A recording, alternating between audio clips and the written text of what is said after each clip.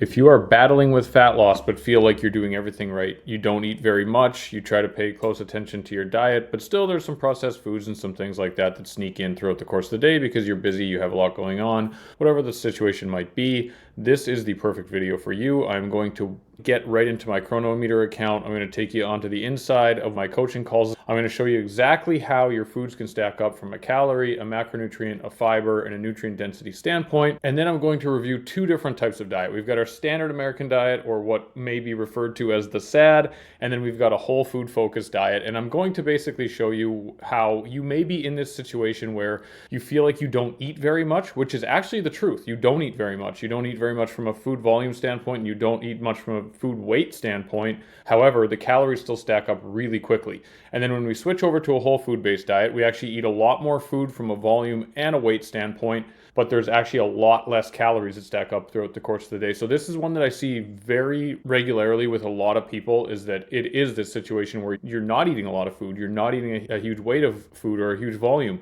However, the calories stack up quickly. If we can get you to switch over to a little bit more of a whole food focused diet, as you're going to see here in this video, and I'm going to literally walk you through exactly how to do that, you'll see the difference that it can make from a calorie standpoint, a nutrient density standpoint, as well as like a fiber and micronutrition and everything like that. All right. So if that sounds like it's up your alley and something that you've been struggling with, this is the video for you. Let's get into it right now. This was the junk food diet, right? But I did put a normal dinner like chicken, raw rice, tossed salad, but I did a ranch dressing and some croutons and things like that, right? So I just tried to keep it super simple, but probably pretty consistent with how somebody would consume throughout the day. So this would be our more processed food diet. And again, we look, it's not a lot of food, but the calories go quite high, right? So I don't think this would be an outrageous day for anybody to be like, yep, had one of these breakfast crackers, had a yogurt with it. Perfect. Great start to the day. Had a yogurt, had some Belvitas. They're probably even say healthy on the label. A quick sandwich for lunch. And then we also see too, like 15 grams of protein, 82 grams of carbohydrate. Sandwich for lunch, Subway, albeit easy to pick out in a rush. 33 protein, not bad. 82 carb, not great, right? Not really giving us that 1-to-1 balance we want to be aiming for. This is a little bit, some cookies. I think it was 2 cookies and some Cheez-Its. Again, 7 grams and 70 grams of carbohydrates. So what is that, a 10-to-1 ratio? So again, not what we're after. And then this is just a basic dinner, but again, like I said, whatever. I'll say dumbed it down a little bit with the ranch dressing and the croutons. Not bad, 40 grams of protein, 60 grams of carb, not terrible there. Ice cream for dessert. Who doesn't do that once in a while? That's a 47-to-1 carbohydrate to protein ratio. And again, this is the nice little combo of sugar and fat and everything else in between. And then most people like to have some little bit of wine at the end of the night, right? So fire an extra 300 calories on top of that. Why not? And I think that was like 12 ounces of wine or something, which is a standard couple glasses maybe. So if we look here, total weight, 1,341 grams. I did the math on that, which is 2.96 pounds of food. If we're going by Dr. Ted Naiman and what he talks about, he's talking about aiming for those 3 pounds, right?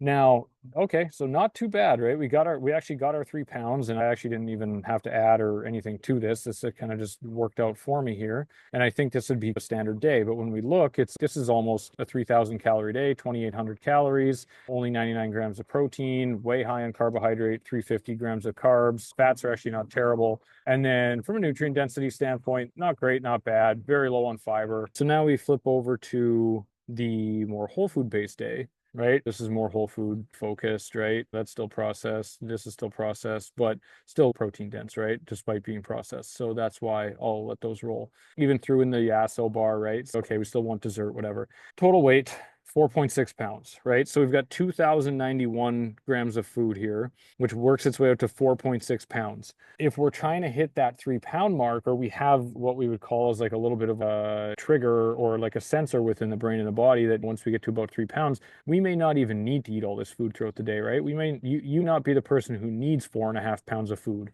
I am. So this may work more along the lines for somebody like me, but we look down the line here and we're going to have more volume and stuff in it that way. We've got an extra, pound and a half of food here. Actually, a little bit more would be like an extra 1.7 pounds of food. And then if we look at it, it's only 100 calories. Okay, so it is what? It's 700 less calories, 2785 and 2150. So yeah, so it's a little over 700 less calories. All right. We had 100 grams more protein. So we had double the protein. We had half the amount of carbohydrate. The other one was at like 385 or something. This one's at 175. So we got less than half. on carbohydrate, and the fats are very comparable. Now, we've got way better nutrient balance across the board. We're still low on fiber, so there's things that we can do to impact that and bump that up. But we see obviously the difference. And then this is also 700 less calories, right? So we can see the impact this is going to have. And this is where, again, if I'm thinking like, okay, if I'm one of those people who is a more weight-based eater, if I got to 3 pounds, I might not have even had this dinner, right? I might have taken a pound and a half dinner out of my day, or over the course of the day made a course correction in some kind of a way. What if I still saved 300 calories or 600 calories or whatever because I was eating healthy foods and I was eating in the right volume and all these things? Now I'm able to control my caloric intake without even thinking about it, right? I didn't like strategically plan this. I just put in healthy foods versus more processed foods and just checked how it all added up. I didn't strategically try to do one or the other or whatever. This is just how the cards fell. So it's very interesting to look at these things. And then you look at how it stacks up from a macronutrient standpoint and how that's going to impact your body composition and your energy and your long-term health, not over consuming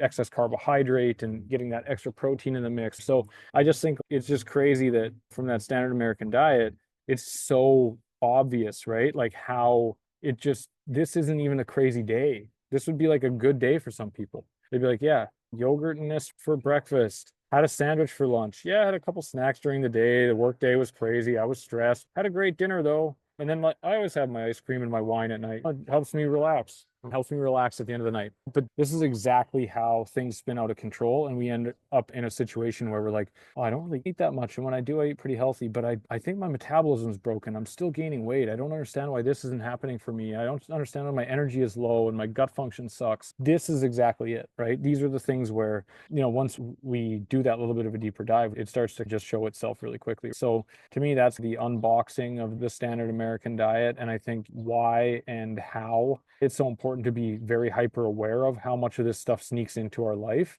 and then how we can fight back against it, right? And the easiest way is it doesn't have to be super fancy. None of this is fancy. It's all very simple. It does the job and it checks the boxes of protein. This one could do better with fiber. Calories are very well accounted for or very well managed here. And at that point, we've got a lot of good nutrient density and everything's working in our favor. So anyway, that's, I think, how we can understand more about what we're doing and then battle back.